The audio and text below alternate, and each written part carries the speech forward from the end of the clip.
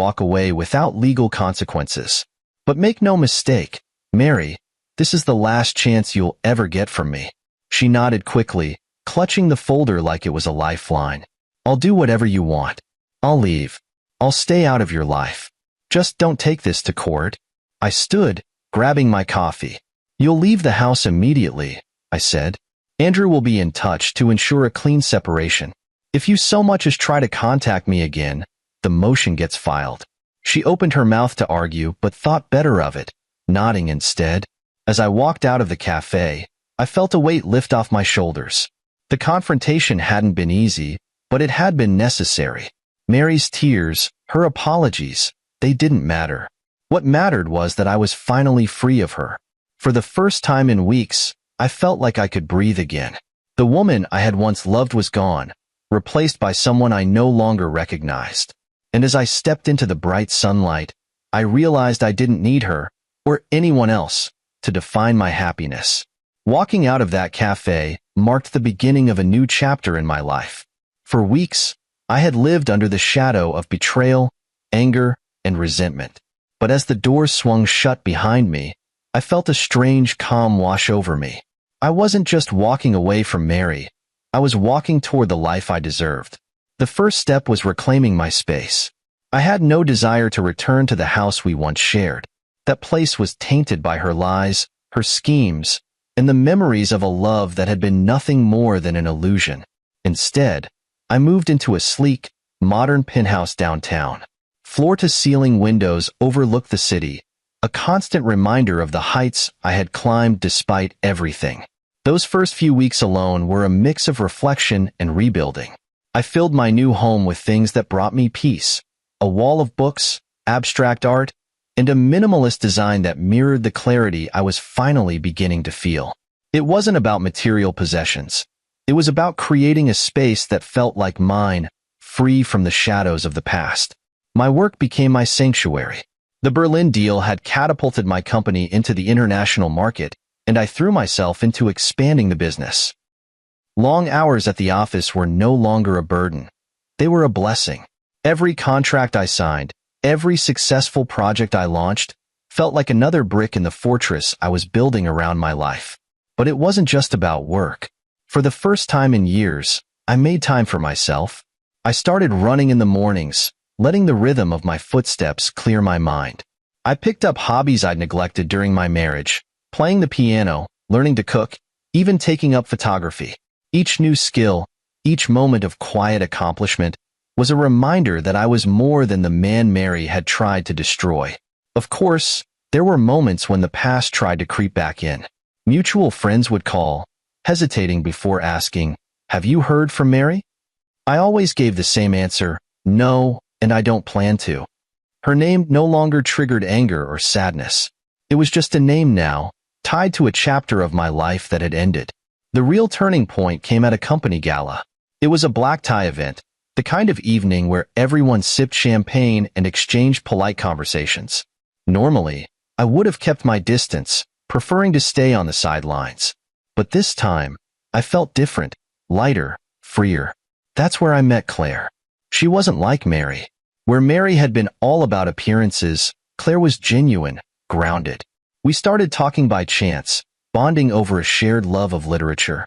She was a writer, passionate about storytelling, and as the night went on, I found myself captivated by her authenticity.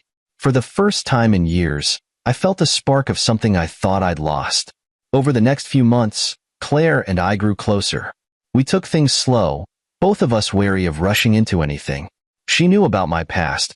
Well, the parts one was willing to share, and she never judged or pried. Instead, she encouraged me to focus on the future, reminding me that life was too short to dwell on what couldn't be changed. With her, I discovered a different kind of happiness. It wasn't flashy or dramatic. It was quiet, steady, and real. Meanwhile, Mary's absence was barely noticeable.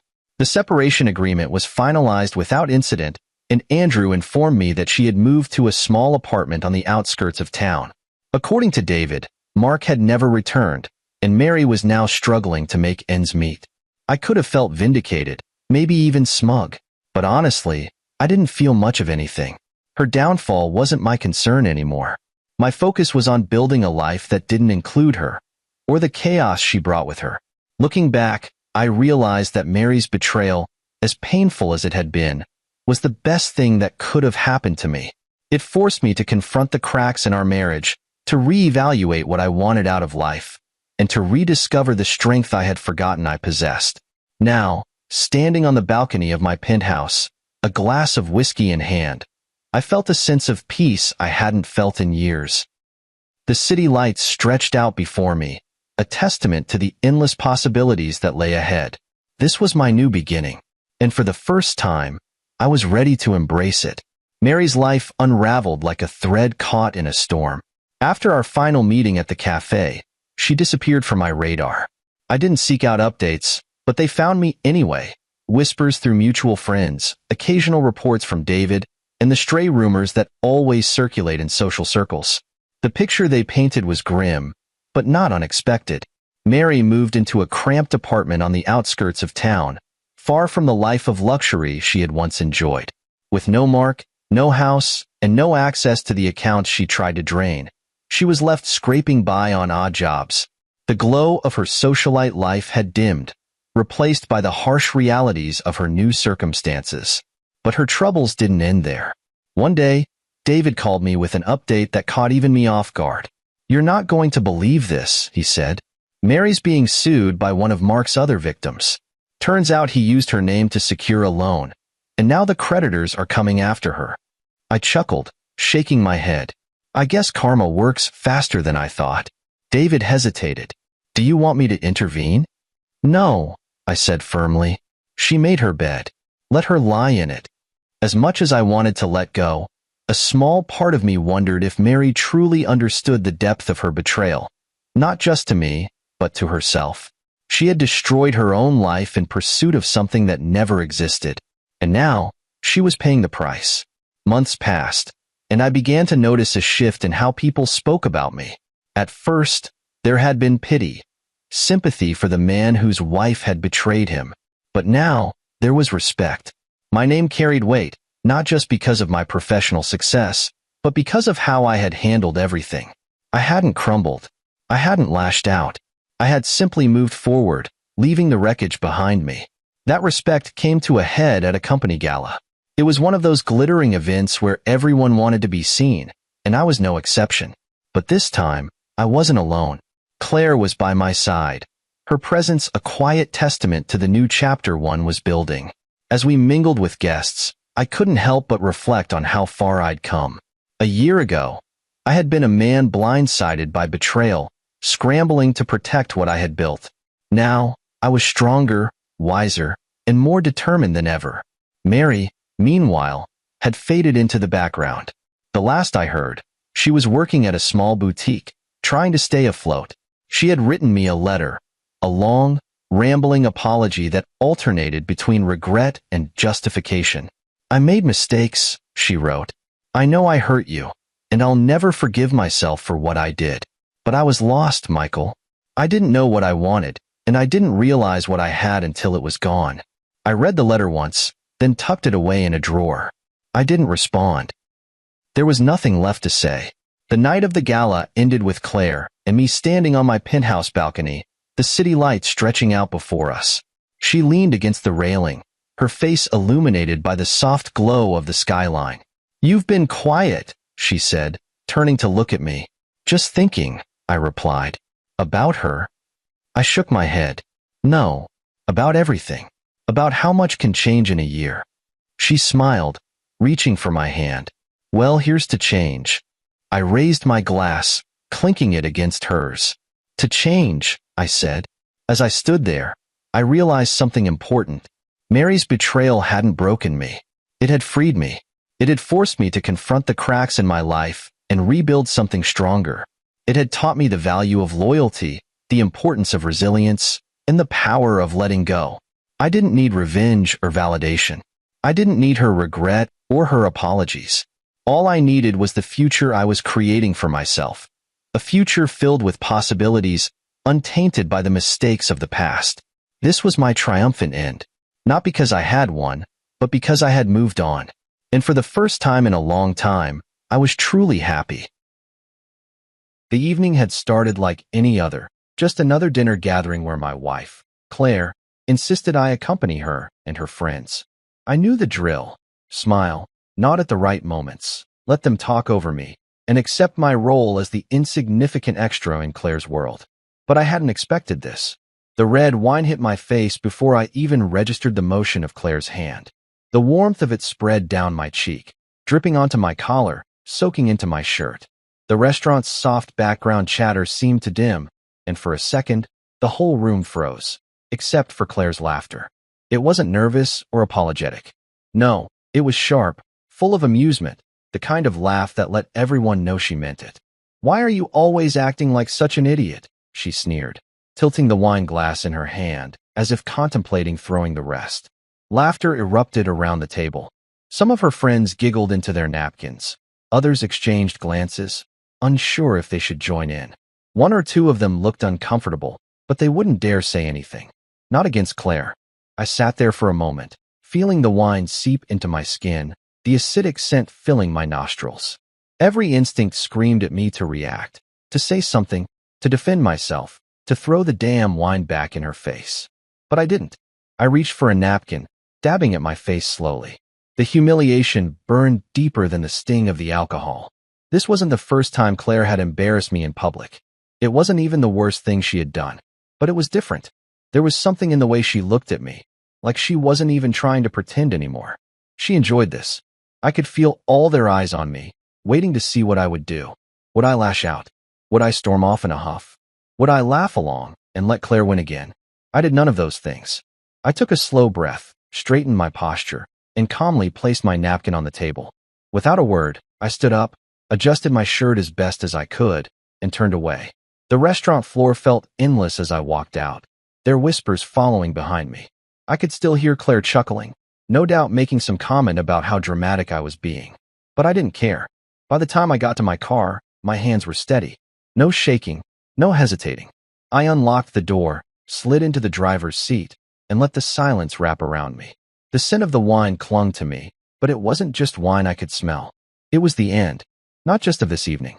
Not just of this humiliation. Of everything. I pulled out of the parking lot, driving on autopilot, my mind replaying the last few months. No, the last few years. The cutting remarks disguised as jokes, the constant dismissals, the way she treated me as if I were just another fixture in our home instead of her husband. It had been happening for so long, creeping into our marriage like rust on metal, slow and corrosive. And I had let it. But tonight was different. I wasn't going to wake up tomorrow and pretend it hadn't happened.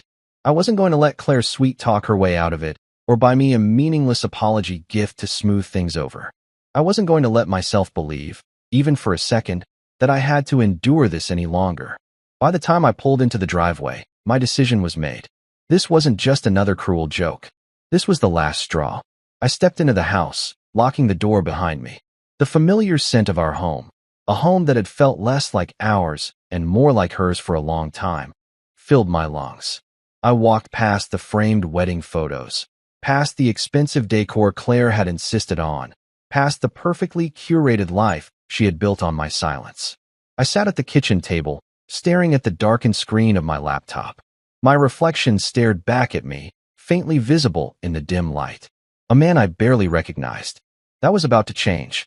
I opened the laptop and pulled out a notepad, clicking the pen open with a quiet snap. And then I started writing.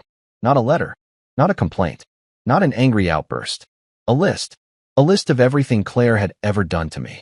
Every insult, every humiliation, every moment I had swallowed my pride for the sake of peace. I wrote down dates, words, actions, things I had forced myself to forget but never truly had. I detailed the slow erosion of our marriage, the way she had made me feel small in my own home. The words flowed easily, almost too easily. This wasn't about revenge. It wasn't about making her suffer. It was about remembering. Because for too long, I had convinced myself that maybe I was overreacting. Maybe she didn't mean it. Maybe it was just how Claire was. But as I stared at the pages filling up with ink, I knew the truth. It had never been me. It had always been her. And now? It was over. Claire didn't come home immediately. I wasn't surprised. She loved the attention too much to leave the party early, especially after her little spectacle. She'd be basking in the glow of her moment, reveling in the laughter, replaying the way the wine splashed across my face in her mind. I sat alone in the dimly lit kitchen, my fingers tapping against the wooden table. The house was quiet, too quiet. It hadn't always felt this way. There was a time when this home had been filled with warmth, with the sound of shared laughter, quiet conversations stretching late into the night. But that was years ago.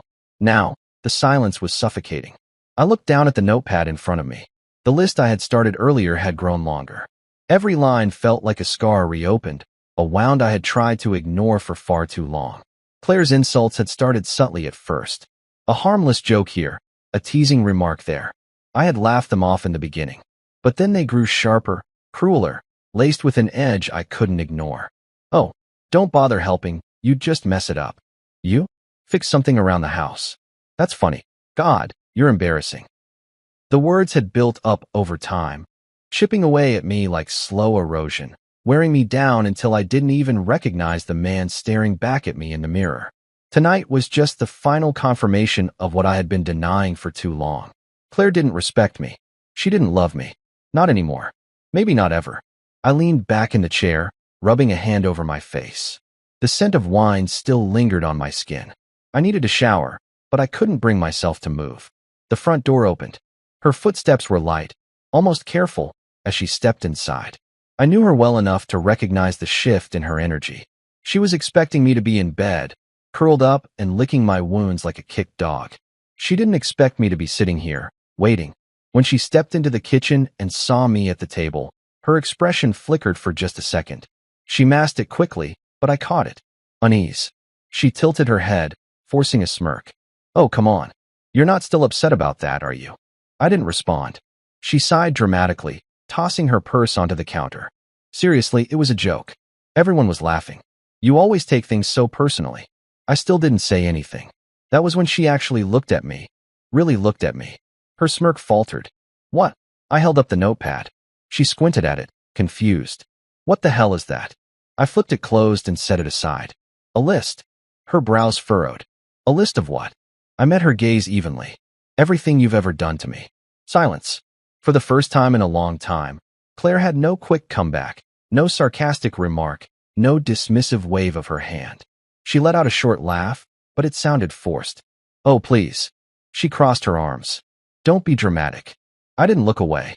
Her amusement slowly faded. You're serious. I nodded. Something flickered across her face. It wasn't guilt. Claire never felt guilt. It was something closer to annoyance, maybe even nervousness. She didn't like this. She didn't like the idea of me keeping track, of me remembering.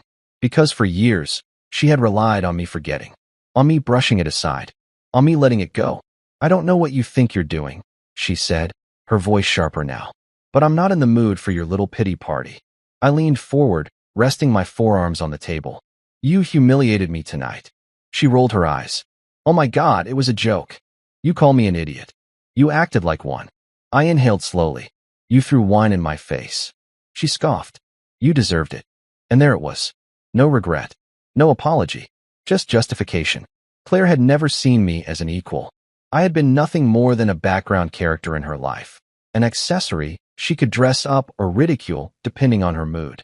I pushed my chair back and stood. This was the last time. Her brow furrowed. What? This was the last time you'll ever get to humiliate me. She let out a laugh, but there was an edge of unease behind it. Oh, please. What are you going to do? Run away? Go cry somewhere. I smiled, but it wasn't the kind she was used to. No, I'm going to make sure you never do this to me again. I grabbed my notepad, my laptop, and turned to leave the kitchen. Claire stood frozen for a moment before calling after me. Oh, so now you're just going to storm off like some victim? Grow up. I didn't stop. She hated this. She hated not being in control of the situation. Claire thrived on having the upper hand, on knowing exactly what buttons to press. But tonight, she had lost that control. And for the first time in years, I felt it. I climbed the stairs, entered the bedroom, and locked the door behind me. Claire banged on it almost immediately. Are you serious?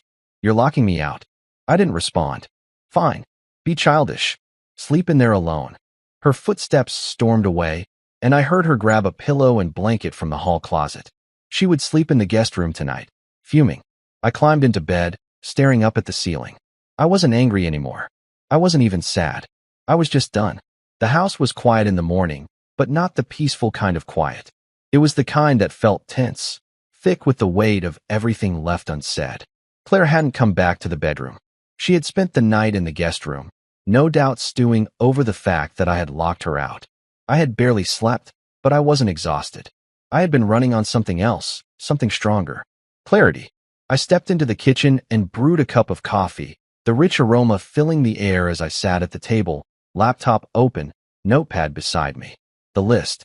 I read over it again, not because I needed to remember, but because I needed to be sure. Every single line was a reminder, a confirmation of what I already knew. This wasn't fixable. I heard Claire's footsteps before I saw her. She always walked with purpose, heels clicking against the hardwood floor like she was making a statement with every step. This morning, she was barefoot, and yet she still carried herself with that same air of superiority. She stopped in the doorway, her arms crossed over her chest, her expression unreadable. "So, are you done sulking?" I didn't look up. I took a sip of coffee. "Morning, Claire." She scoffed, stepping into the kitchen. "Oh, we're being civil now? What happened to all that dramatic brooding last night?" I finally glanced up at her. I wasn't brooding. She smirked, but there was an underlying tension in her face. "Oh, right. You were making a list. God, I hope you realize how ridiculous that is." I didn't respond. I just watched her. That seemed to irritate her. Claire didn't like silence unless she was the one creating it. She thrived on reactions, on controlling the narrative. She opened the fridge, pulled out a bottle of orange juice, and poured herself a glass. "So, what's the plan here?" she asked, leaning against the counter. "Are you expecting me to grovel? To beg for your forgiveness?" I closed my laptop slowly. "No." She took a sip, raising an eyebrow. "Then what do you want?" I pulled out my phone and unlocked it. I could see her watching me, curious but still dismissive, like she was waiting for me to say something she could mock. Instead, I just pressed play. Her voice filled the room. Sharp, clear, unmistakable. "Why are you always acting like such an idiot?" The sound of laughter followed. The clinking of glasses. The humiliating moment, perfectly captured. Claire froze. The video played on, the camera angle shifting slightly.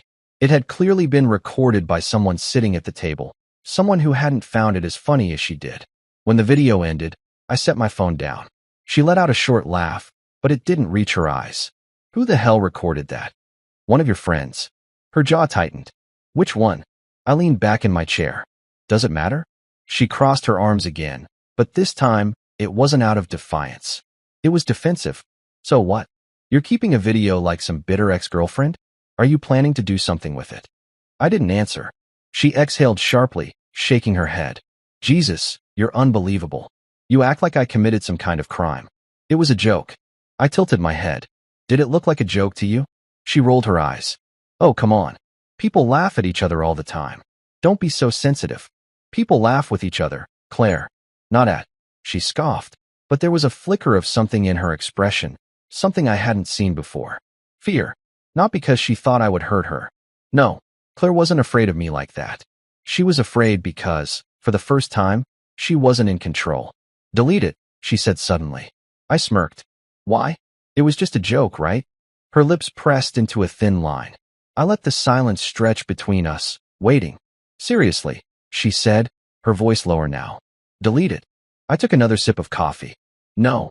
Her nostrils flared. "You're acting like a child." I shrugged. "Maybe, but you're acting like someone who's suddenly very worried about a harmless joke." Her jaw tightened. She looked away, rubbing her fingers against the rim of her glass. "I swear to God, if you try to embarrass me with that video, I set my coffee down with a quiet clink. "You'll what?" She snapped her mouth shut. And just like that, the power shifted. For years, Claire had held all the control. She dictated the way our marriage functioned, the way people perceived us, the way I saw myself.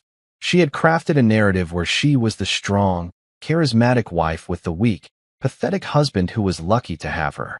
But now she was the one floundering. I leaned forward, resting my elbows on the table. "You've spent years making me feel small, Claire. You've torn me down in front of your friends, your colleagues, hell, even strangers. And every time, I let it go. Every time, I told myself it wasn't worth the fight, that I loved you too much to make it a big deal. Her eyes flickered, but she didn't say anything. But last night, I continued. Last night, I realized something. I realized that you don't love me, Claire. You love control. You love having someone to belittle, someone to make yourself feel superior to. That's not. I held up a hand. Don't. Don't insult me by pretending otherwise. She swallowed. I sat back again, watching her carefully. I'm not going to post the video, if that's what you're worried about. I'm not petty, but I am done pretending. She hesitated. What does that mean? I exhaled slowly. It means things are going to change. Claire wasn't used to this. She wasn't used to me standing my ground, to me refusing to play along. She tried to mask her unease with indifference, but I saw right through it. Fine, she muttered, pushing off the counter. You want to play this little game? Be my guest. She turned on her heel and stalked out of the kitchen. I didn't stop her. I didn't need to. Because for the first time in our marriage, Claire was the one walking away uncertain. Claire stormed up the stairs, her footsteps heavy, each one laced with frustration. She expected me to follow her, to chase her down, to try and talk things through, to beg for an apology that would never come. That's how it had always been. She would cross a line. I would call her out. She'd deflect. I'd try to smooth things over, and the cycle would repeat. But not this time. This time, I stayed put. I picked up my coffee, took a slow sip, and let the silence settle around me. Claire thought she was in control of this situation, but she had no idea just how much I had already taken back. Because while she had been out humiliating me last night, I had been busy. I pulled my phone from my pocket and opened my banking app. The numbers were exactly where I had left them. Half of our shared savings, now securely in my own account. Legally mine. Claire had always been the one who managed the finances, not because I couldn't, but because she liked to. She liked knowing where the money was going, how much was being spent, and, more importantly, how much power she had over it. She controlled the credit cards, the accounts, the bills. She made sure I always had just enough to keep me comfortable, but never enough to make me independent. That changed last night. I had transferred my half, removed her access to my credit card, and frozen our joint account. If she wanted money, she'd have to dip into her own savings. I locked my phone and set it down.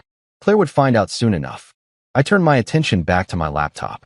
I had already drafted the necessary emails to my lawyer. Just preliminary inquiries, nothing official yet. But it was only a matter of time before this marriage was over. Because I was done. I wasn't going to be her doormat anymore. I wasn't going to be the man she laughed at in front of her friends. I wasn't going to need her approval to feel like I was worth something. A sharp thud echoed from upstairs. Claire had slammed something. Maybe a dresser drawer. Maybe the door itself. She was angry. Good. Let her be angry. She had built this entire marriage on the idea that I would always be there. That no matter how cruel she was, I would stay. That I would tolerate the cutting remarks, the dismissive glances, the way she spoke to me like I was an inconvenience rather than her husband. But the moment she realized she was losing control, the moment she felt the ground shift beneath her, that's when the panic would set in. I didn't have to wait long. Minutes later, she came stomping back down the stairs, her face carefully composed, but her eyes burning with frustration. She was holding her phone in one hand, gripping it tightly. I didn't look up right away. I let her stand there, shifting from one foot to the other, waiting for me to acknowledge her. Finally, I glanced up. Something wrong. She let out a short laugh, but it was hollow. You think you're clever, don't you? I arched an eyebrow. I don't know what you mean. She lifted her phone slightly. My card got declined. I took another sip of coffee. That's unfortunate. Her jaw clenched. Cut the crap. What did you do? I set my mug down and leaned back. I secured my finances. Her nostrils flared. Our finances. I tilted my head slightly. No, Claire. My finances. I took my share. The rest is still there for you. She scoffed, running a hand through her hair. You think you can just do that? Just take half of our money like you're entitled to it. I exhaled slowly, letting my fingers drum against the table. You mean like how you've been using our money to go on vacations with your friends? Buying things you never even told me about? Throwing expensive dinner parties where I'm nothing more than the butt of the joke? She rolled her eyes. Oh my God, you're still on that? It was one night. I shook my head. No, Claire. It wasn't. It was years of the same treatment. The same disregard. The same humiliation. She stared at me, her lips pressed into a thin line. So what? You're just going to what? Punish me? Make me suffer because your ego got bruised? I smiled. No. I'm just done letting you dictate my life. Claire crossed her arms. You're being dramatic. I shrugged. Maybe. Or maybe I'm finally standing up for myself. Her eyes flickered with something. Hesitation, uncertainty. She didn't like this. She didn't like that I wasn't reacting the way I used to. Normally, she would be able to gaslight me, manipulate me into thinking I was overreacting, convince me that I was the problem. But not this time. She exhaled sharply. So what now? I studied her carefully. Now? I start planning my future without you in it. She let out a short, bitter laugh. Oh, please. You wouldn't last a week without me. I smirked. That's what you'd like to believe. Her phone buzzed in her hand. She glanced down at it, and I watched as her expression shifted. More messages. More people talking. It wasn't just about the money. People were seeing her differently now. I knew at least one of her friends had shared that video beyond our dinner table. And once things spread, they didn't stop. Claire had always been the golden one, the woman everyone admired, the one who could do no wrong. But now, she was being seen through a different lens. I could tell by the way her shoulders tensed that she had seen something that rattled her. She glanced back at me, something calculating in her gaze. You're really doing this? I nodded. I am. She inhaled through her nose, her jaw tightening. I could see the wheels turning in her mind, the desperate attempt to figure out her next move. But the thing was, she had already lost. She just didn't know it yet. Claire turned on her heel and walked away. I let her go. She could plot all she wanted. She could try to twist things, manipulate the situation, find a way to spin this back in her favor. But it wouldn't work. Because for the first time in a long time, I wasn't playing by her rules anymore. The next morning, Claire acted as if nothing had happened. I expected this. It was part of her strategy. Pretend the problem didn't exist until she could figure out a way to twist it back in her favor. She sat at the breakfast bar, sipping her coffee, scrolling through her phone, looking as composed as ever. But I wasn't fooled. I could see the tension in her shoulders, the slight tightness in her grip, the way she was deliberately avoiding looking at me. I didn't say anything as I poured my own coffee and sat across from her. I could feel the weight of her silence, the brewing storm behind her calm facade. She wanted me to be the first to speak, to break the tension so she could control the conversation. I didn't give her that satisfaction. Instead, I sipped my coffee, opened my laptop, and started going through my emails. She lasted about 5 minutes before she snapped. What the hell did you do? I didn't look up. You'll have to be more specific. Her jaw clenched. Don't play dumb with me. My bank account is frozen, my card is still declining, and she waved her phone. This video is everywhere. I slowly shut my laptop and met her gaze. Oh, her eyes narrowed. You knew this would happen. I leaned back in my chair. No, Claire. You did this. I didn't tell you to humiliate me in public. I didn't make you throw wine in my face. I didn't record the video. One of your friends did. And apparently, the world doesn't find it as funny as you thought they would. Her lips pressed into a thin line. You should have deleted it. I arched an eyebrow. Why? It was just a joke, right? Her fingers curled around her phone. God, you're pathetic. You're actually acting like a victim. I smirked. Because I was. She stood abruptly, pacing the kitchen. Do you have any idea what you've done? My clients are seeing this. My boss saw it. I got an email this morning about a meeting they want to have. They think this makes me look unprofessional. I tilted my head. Huh. Imagine that. Her glare was ice. You're enjoying this. I took another sip of coffee, my voice calm. I'm enjoying watching you deal with the consequences of your own actions. She let out a sharp, humorless laugh. And what? You think you're winning? What's your plan, huh? Destroy my reputation? Take half the money and run? Do you really think you're the one coming out on top? I sighed, shaking my head. Claire, this isn't about winning. It's about finally standing up for myself. She scoffed, shaking her head. Oh, please. You think you're some kind of martyr? You're still the same pathetic man you've always been. You think a few financial moves and a viral video make you stronger? I stood up slowly, pushing my chair back. No, Claire. What makes me stronger is realizing I don't need you. She froze. For years, she had held on to this belief that I was dependent on her, that I needed her validation, her approval, her presence. She thought I would always be there, no matter how badly she treated me. But she was wrong. I grabbed my laptop, my phone, and my coffee. I have work to do. She blinked, as if she hadn't expected me to just walk away. But I did. I went to my office, closed the door, and left her standing there, alone with her panic. I sat at my desk, exhaling slowly. My hands weren't shaking. My breathing was steady. For the first time in years, I felt completely in control.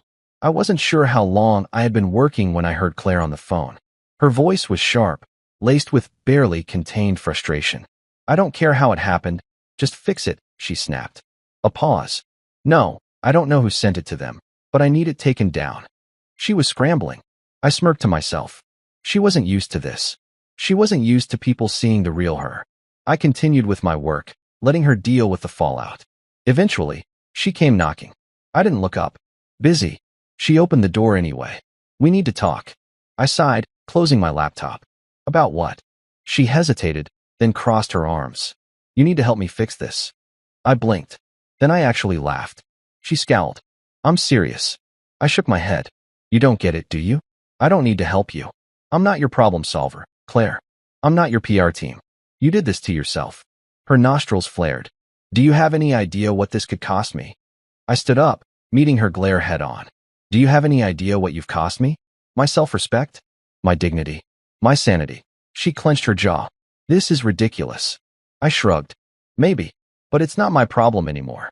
She stared at me, something flickering behind her eyes. For a second, just a second, I thought I saw something close to fear. Not fear of me, fear of losing. Because for the first time, she realized she wasn't in control. I picked up my phone, checked the time. "I have a meeting in 20 minutes. Do you need anything else?" Her lips parted slightly, as if she wanted to say something. But she didn't. Instead, she turned and walked out. I exhaled slowly, gripping the edge of my desk. It was happening. The shift. The power that she had wielded over me for years was slipping through her fingers, and there was nothing she could do to stop it. And the best part? I didn't even have to do anything. She was undoing herself. Claire was unraveling. I saw it in the way she carried herself now. Her usual confidence had dimmed, her sharp, cutting tone laced with something new. She was still fighting, still trying to regain her grip, but I could see the cracks forming. She spent most of the day on the phone, trying to put out fires. The video had spread further than she anticipated, and no amount of damage control could fully erase the stain on her perfect reputation. I sat in the living room, watching as she paced back and forth, her phone pressed tightly to her ear. "What do you mean it's still up?" she hissed. "I thought you said you could get it taken down." A pause. Her fingers curled into her palm. "I know how the internet works, but there has to be something we can do." She stopped mid-sentence, her back straightening. Her head turned slightly, her eyes meeting mine. I didn't say anything. I just watched her. The silence stretched between us, heavy and loaded. She ended the call abruptly and tossed her phone onto the couch. "Are you enjoying this?" I leaned back against the cushions. "Enjoying what?" She scoffed. "Watching me deal with all this." I took a sip of my drink. "I don't have to watch you deal with anything, Claire. You brought this on yourself." Her hands balled into fists. "You could have deleted the video." I arched an eyebrow. "And you could have not thrown wine in my face and humiliated me in front of your friends. Actions have consequences." She shook her head, pacing again. "It's not just about you, you know. This is affecting my career. My boss is putting me on leave while they assess my behavior. My clients are distancing themselves." She stopped and looked at me, her lips curling in frustration. "But I bet you love that, don't you?" I set my drink down. "No, Claire. I don't love watching your life fall apart. But I do think it's poetic justice that you're finally experiencing what it's like to be dismissed, judged, and disrespected." Her nostrils flared. "This is so typical of you. Playing the victim, pretending like you were some helpless little puppy in our marriage. I took care of everything. I built this life, and you controlled everything." I interrupted, my voice even. "You dictated every decision, every expense, every move we made. You never saw me as an equal, Claire. You saw me as an accessory." She opened her mouth to argue, but stopped, because she knew I was right. Her jaw tightened, but she didn't deny it. Instead, she folded her arms and exhaled sharply. "So what now? You just punish me." I shook my head. "I'm not punishing you, Claire. I'm just done letting you punish me." Her lips parted slightly, as if she wanted to say something, but she hesitated. That hesitation was new. Claire never hesitated. She always had an answer, always had a counterattack. But now, she was losing. And she knew it. She turned away from me, grabbing her phone again, scrolling furiously as if looking for some last shred of control. I let her, because at this point, nothing she did could change what was coming. I checked the time. I have a meeting soon. She didn't look up. Of course you do, she muttered. I stood up, walking past her, pausing only when I reached the door. By the way, you might want to check your email. That made her head snap up. I left before she could say anything. I sat in my office, letting the weight of everything sink in. The email I had mentioned, the one she was about to open, it was from my lawyer. It wasn't official yet, but the process had started. I wasn't just leaving Claire emotionally. I was leaving her legally. I could almost picture the way her face would drop when she saw it. The realization, the full weight of what she had done finally hitting her. I didn't feel guilty, not even a little. She had spent years treating me like I was disposable, like I needed her more than she needed me. She was about to find out how wrong she was. I didn't have to wait long. Claire's reaction came just as I expected. Barely 15 minutes after I left her in the living room, I heard the sharp sound of her phone being thrown against the counter. Then came the stomping. Heavy, deliberate, filled with barely contained rage. She didn't knock on my office door. Claire didn't knock for anything. She pushed it open, standing in the doorway with her arms crossed, her face an unreadable mask. I didn't look up right away. I kept my focus on my laptop, as if I didn't hear the door, as if I didn't feel the storm brewing in the room. Finally, she spoke. "You're divorcing me?" Her voice wasn't loud. It wasn't a scream, like I had expected, but there was something underneath it, something sharp and dangerous, like a blade hidden beneath silk. I typed another word on my document, hit save, and closed my laptop before looking up. Yes. Her hands curled into fists at her sides. Just like that. I leaned back in my chair, meeting her gaze evenly. "No, Claire. Not just like that. This has been a long time coming." She let out a bitter laugh. "Oh, come on. This is over a stupid dinner party? Over a little bit of spilled wine? You're really throwing away our marriage over that?" I shook my head slowly. "No, Claire. I'm throwing away our marriage because I don't want it anymore." That hit her.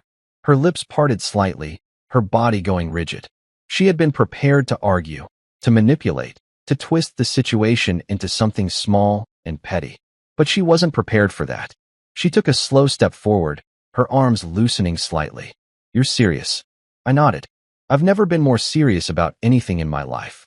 She blinked, as if trying to process it. Then, just like that, the mask was back on. She scoffed, crossing her arms again. "Fine. You want a divorce? Go ahead. But don't think you're going to walk away with anything." I smirked. "Claire, I already did." Her jaw clenched. "Excuse me." I picked up my phone, scrolled through my banking app, and then turned the screen toward her. She went pale. "You son of a..." "Careful," I said, my voice calm. "Remember, everything you say can be used against you in court." Her nostrils flared, but she didn't take the bait. Instead, she turned on her heel, pacing the room. "You think you're smart," she muttered. "You think you've won." I sighed, rubbing my temple. "Claire, this isn't a game." She let out a dry laugh. "Oh, it is. And you just changed the rules." I watched her carefully. Claire was calculating now. That meant she was shifting her strategy. She wasn't going to throw things. She wasn't going to scream. That was too easy, too emotional. Instead, she was going to try and control the narrative. "I'll contest it," she said, her voice smoother now. "You think this will be simple? That I'll just sign the papers and disappear? Oh no. We built this life together, and I'm going to make sure you pay for this decision." I shrugged. "You can contest all you want. It won't change anything." She narrowed her eyes. "You really think you have the upper hand?" I smiled. "Claire, for the first time in this marriage, I do." She stared at me, studying me, searching for something she could use. Then, she did something I hadn't expected. She softened. Her arms uncrossed. Her lips parted slightly, and she stepped closer. "Do you really want to do this?" she asked, her voice quieter now. I tilted my head. "Yes." She exhaled, rubbing a hand over her face. "Look, maybe we got carried away. Maybe things got bad. But we've been together a long time. We have history." I leaned back in my chair. "History isn't a reason to stay in something that makes you miserable." She hesitated. "You're really miserable?" I nodded. "You've made sure of it." She looked away. For a split second, I thought I saw something close to regret. But with Claire, I never knew if it was real or if it was just another performance. Finally, she sighed. What if we tried? I raised an eyebrow. Tried. She shrugged, forcing a small smile. To fix this? I mean, come on. We've been through worse, haven't we? I let the silence stretch between us before speaking. What's the real reason, Claire? Her brow furrowed. What? I stood up slowly, walking toward her. Why do you suddenly want to fix things? Is it because you miss me? Because you want our marriage to work? She said nothing. I took another step forward. Or is it because you're afraid of what happens when you don't have me around anymore? Her lips pressed into a thin line. There it was. I exhaled, stepping back. That's what I thought. She scoffed. Oh, don't flatter yourself. I smirked. I don't need to. The truth is already doing that for me. She turned, gripping the doorframe. You'll regret this. I picked up my phone again. I doubt it. She stormed out, and I let her go, because I knew, deep down, that she had already lost. That night, Claire didn't sleep in our bedroom. She didn't even try to. I heard her moving around in the guest room, shuffling through drawers, opening and closing cabinets, making just enough noise to remind me of her presence. It was her way of making a statement. She wanted me to know she was still there, that she wasn't going anywhere quietly. I laid in bed, staring at the ceiling, listening to the distant hum of the city outside. A part of me expected to feel something, regret, hesitation, maybe even nostalgia. But there was nothing. No sadness. No longing. Just relief. For the first time in a long time, I felt like I could finally breathe. I turned over, closed my eyes, and let the exhaustion take me. Morning came quickly. The scent of coffee drifted through the air, but it wasn't the usual warm, comforting aroma that filled our home. It was sharp, deliberate, like Claire was making it just for herself. I found her in the kitchen, sitting at the counter, her phone in one hand, a steaming mug in the other. She looked up when I walked in, her expression unreadable. For a moment, there was silence. Then, she set her mug down and exhaled. So that's it. I poured myself a cup of coffee, taking my time. What's it? She let out a humorless laugh. You're really just walking away from all of this. I leaned against the counter, meeting her gaze. I walked away a long time ago, Claire. You just didn't notice. Her lips pressed into a thin line. That's ridiculous. Is it? I tilted my head. Because I think it's the most honest thing I've said in years. She shook her head, taking a slow sip of her drink. You don't get it. You don't just leave. It doesn't work like that. I sighed, setting my mug down. Claire, we both know this marriage hasn't been a marriage for a long time. You don't respect me. You don't even like me. She flinched, just barely, but enough for me to see it. I continued. You liked having me around because it was convenient. Because I made things easier for you. But let's be honest. If I had walked away years ago, you wouldn't have fought for me. She looked away, her fingers tightening around her mug. I waited. She exhaled, rubbing her forehead. You're really going through with this. I nodded. I already started the process. Her head snapped up. You what? I sent the email to my lawyer yesterday. I said simply. It's already in motion. Her eyes darkened. You didn't even talk to me first? I arched an eyebrow. Would it have changed anything? She scoffed. That's not the point. It kind of is. She stared at me, something unreadable flickering in her gaze. Then, she shook her head, laughing under her breath. Unbelievable. I leaned forward slightly. Tell me something, Claire. She rolled her eyes. What? If I hadn't said anything, if I had just kept going the way things were, would you have ever considered fixing our marriage? She hesitated. Then, she looked away. That was all the answer I needed. I exhaled, pushing off the counter. I'll start moving my things into the guest room today. It's only a matter of time before one of us leaves the house, so might as well make things easier. She let out a short laugh. Wow, you've really got it all planned out, don't you? I shrugged. I had a lot of time to think about it. Her fingers drummed against the counter. You're not the man I married. I smirked. You're right. I'm not. That guy put up with your crap. I'm done being him. Her expression hardened, but I saw something else behind it. Something closer to fear. Not fear of me. Not fear of being alone. Fear of losing control. For years, she had dictated the terms of our relationship. She had been the one pulling the strings, making the decisions, deciding how things would play out. But now, she was scrambling. And for the first time, she had no idea what to do next. She stood up abruptly, pushing her chair back. Fine. Do whatever you want. I nodded, finishing my coffee. I will. She turned and walked out of the kitchen. I didn't follow her. I didn't need to. Because no matter what she did, no matter how she tried to twist things, the truth remained the same. This marriage was over. And I had never felt so free. The day passed slowly, but the tension in the house was anything but subtle. Claire wasn't speaking to me, not out of sadness, but out of calculated anger. She wanted me to feel the weight of her silence, to feel guilty, to second-guess myself. But that wasn't going to happen. I spent most of the morning moving my things into the guest room. Not that I had much. Over the years, Claire had made sure the house reflected her tastes, not ours. My presence had been reduced to a small space in the closet, a few drawers, and a single shelf in the bathroom. It was strange, packing my things and realizing just how little of me actually existed in this house. I had spent years living here, and yet, it felt like I was visiting someone else's home. By mid-afternoon, I was nearly finished. My suitcases were in the corner, my laptop and personal files stacked neatly on the desk. It wasn't much, but it was mine. I was zipping up the last bag when I heard Claire's voice downstairs. It wasn't just her voice. She was on the phone. I stepped closer to the door, listening. "No, he's being completely unreasonable," she said, her tone sharp. "He thinks he's some kind of victim just because I called him out in front of people." I exhaled slowly, shaking my head.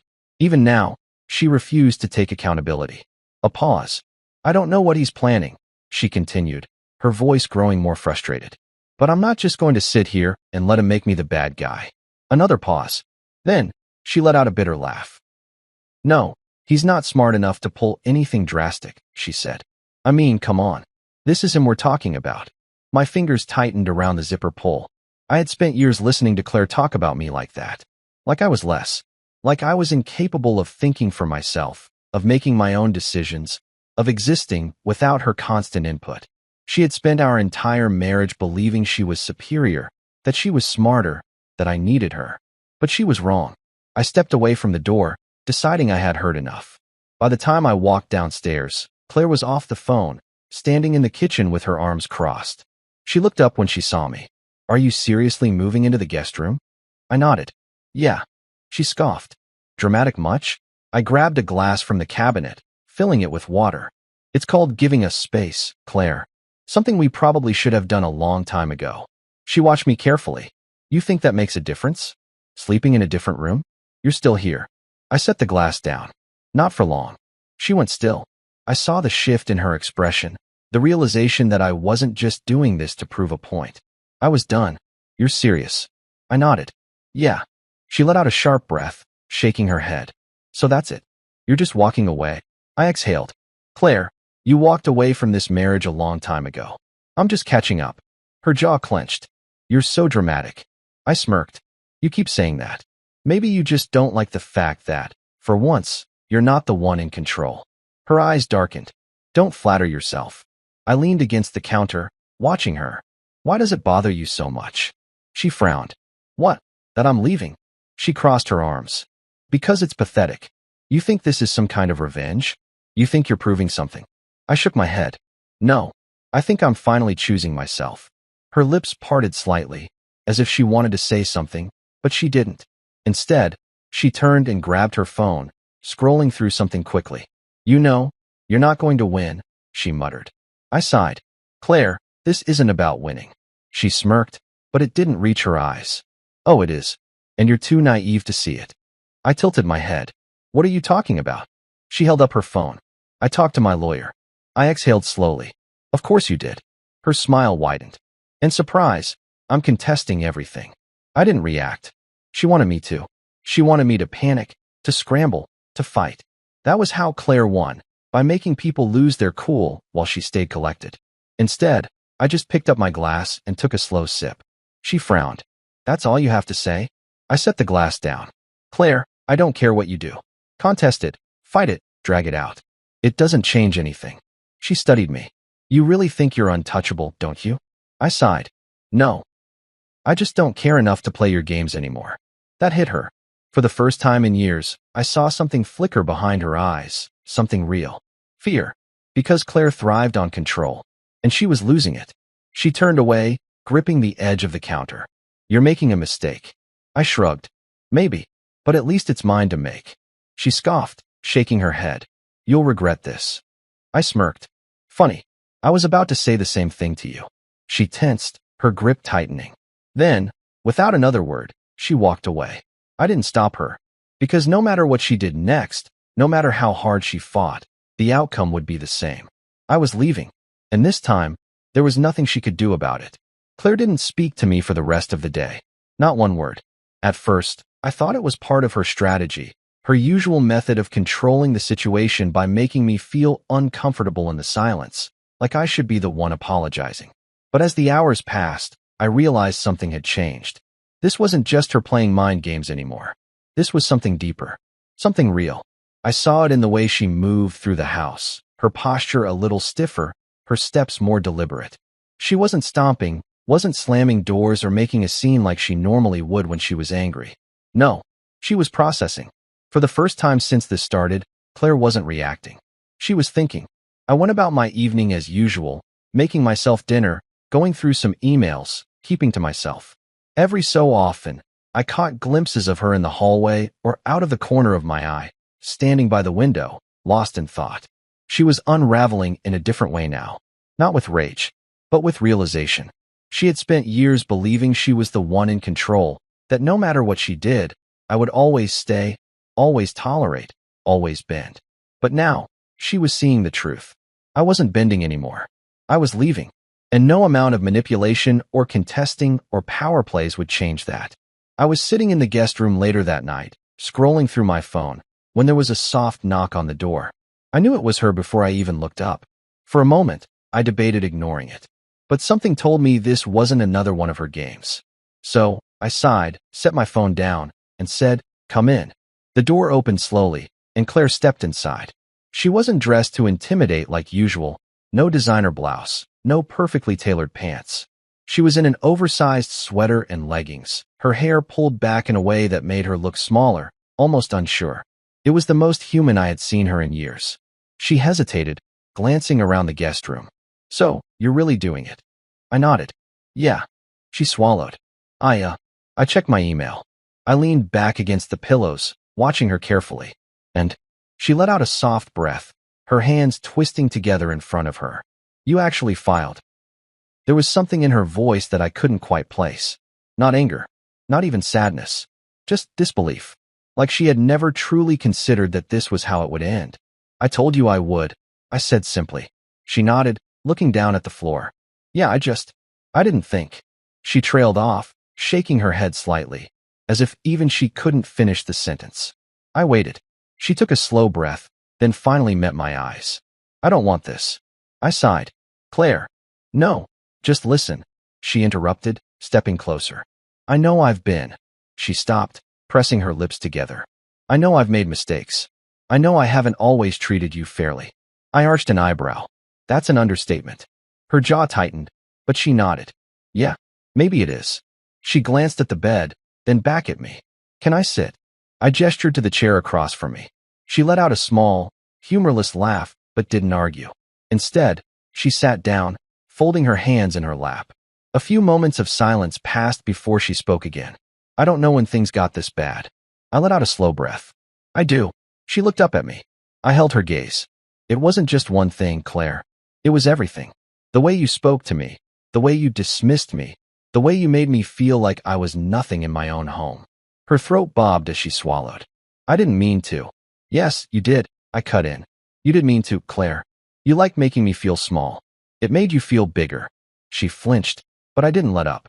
For years, I told myself it was just your personality, that you didn't mean the things you said, that if I just tried harder, maybe you'd respect me, maybe you'd see me. I shook my head. "But you never did, and you never would." She inhaled shakily, her hands gripping the fabric of her leggings. "I don't want you to go." I sighed, running a hand down my face. "Claire, please," she said softly. It was the first time she had ever said that word to me, and it almost worked. Almost. I studied her, really studied her. For the first time, she looked lost. But I couldn't let that change my decision. Because this wasn't about Claire anymore. This was about me. I leaned forward, resting my elbows on my knees. "Claire, do you actually want me? Or do you just not want to lose?" Her eyes widened slightly, as if the question had never even occurred to her. And that told me everything I needed to know. She wasn't fighting for me. She was fighting for the control she was losing. She was fighting because she hated the idea of being left. But she wasn't fighting because she loved me. I sighed, standing up. I think you should go back to your room. She stared at me. That's it. I nodded. Yeah. She looked down, her lips pressing together, her body tense. For a moment, I thought she might try again. Might say something else, try to pull another card, another angle. But instead, she just nodded. Then, without another word, she stood and walked toward the door. She paused in the doorway, gripping the frame for just a second. Then she glanced back at me, her eyes unreadable. I'm sorry, she murmured. I exhaled slowly. I hope one day you mean that. She flinched. Then, she left. And I didn't follow. I sat back down on the bed, rubbing a hand over my face. It was over. For real, this time. No more second-guessing. No more wondering if I was making the right choice. I was done. And for the first time in years, I felt free. I picked up my phone and stared at the screen for a moment. Then, I did something I hadn't done in a long time. I smiled.